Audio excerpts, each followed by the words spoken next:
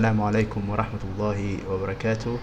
أهلا وسهلا بكم جميعا في بودكاست اللغة العربية المصرية. النهاردة معنا ضيف رائع، هو جوش. أهلا بيك. اهلين أهلا أهلا.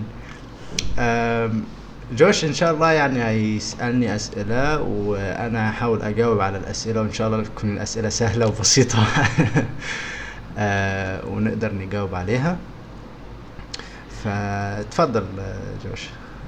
اهلا وسهلا بك يا عبد الله. أهلا وسهلا. طيب، اظن اننا قررنا انني اتكلم بالانجليزي لانني لا اتكلم المصريه يعني، واقوم بمقام الطالب الذي يريد ان يتعلم المصريه. نعم. Okay. هذا هو الاتفاق. Okay, great.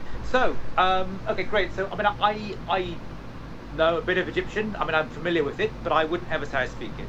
I think one of my challenges is with the negation. So I know that, as I understand, in Egyptian, you have a two-part negation. So you've got for example, like no problem, it goes from ما في مشكلة to ما فيش مشكلة. Is that correct? Yeah. Okay. That's how we deal with the negative here. Okay, so what about like future, present tense, past tense? Can you just sort of run through a few examples? Let's because I think it'd be very useful to because I can't necessarily predict it, yeah. So can we do that? It's pretty simple actually. If you know MSA, then you can actually get it. So assuming that we're going to use the verb to play, right? So in MSA, I think that would be يلعب, but in Egyptian Arabic that would be بيلعب. So we add a ba, that letter B at the very beginning of the present tense. And of course it depends on the pronoun as well, so you know that depending on the pronoun we change a little bit of the verb, but it's known that we add the B as a sign of the present at the beginning of the verb, right? That's in Egyptian Arabic. In Standard Arabic it's the ya. Everyone knows that, I suppose.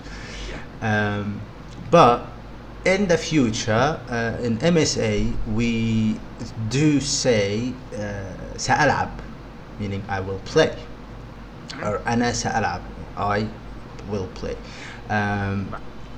In Egyptian Arabic, we don't say سألعب, we say هلعب.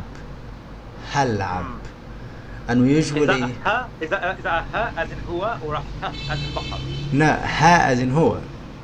Ha as in huwa. نعم. And in the past, أنا لعبت. It's similar to saying أنا لعبت, but it's a little bit, it's because of the dialect, it changes a little bit. All right. So أنا لعبت, لعبت. It's kind of like similar to it, but with a little bit of changes. But if you know it in MSA, you will be able to figure it out. Okay, so can I ask for all of those in the negative? So we've got يلعب, he plays. لعبت, I play. And is it هيلعب or هيلعب, he will play? هيلعب. How did you do all those in the negative? So as for the present, it's a bit easy.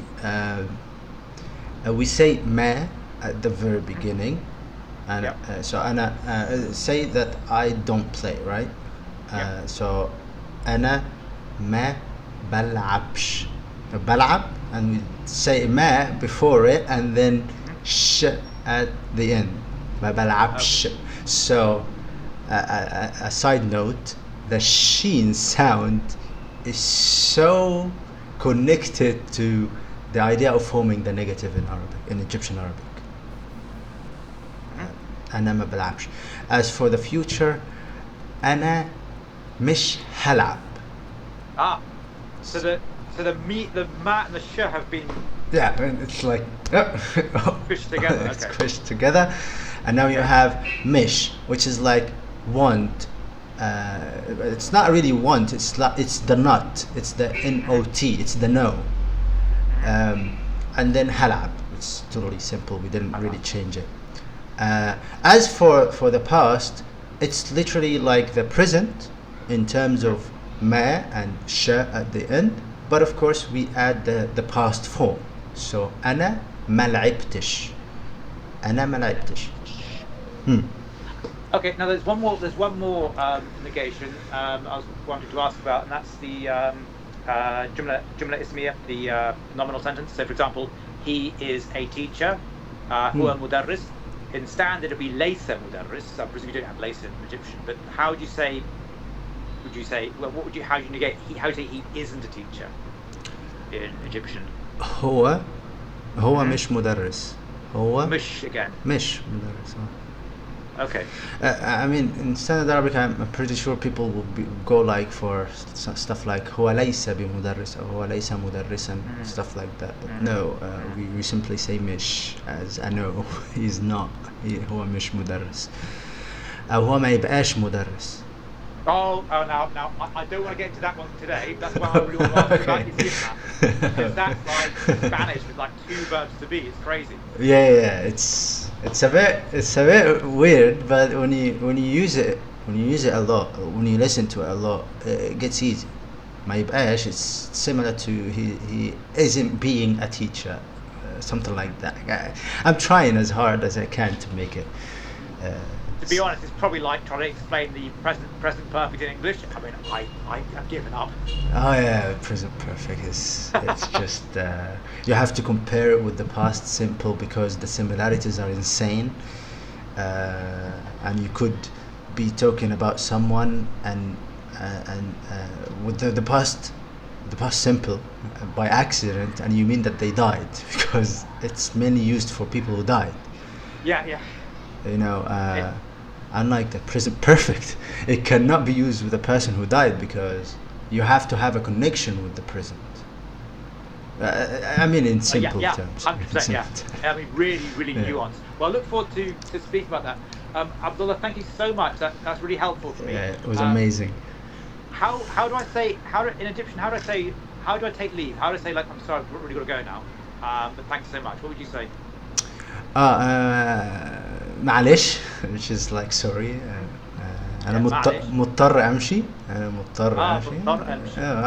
لازم أمشي. عندي مثلا شغل أو عندي شيء لازم أخلصه دلوقتي.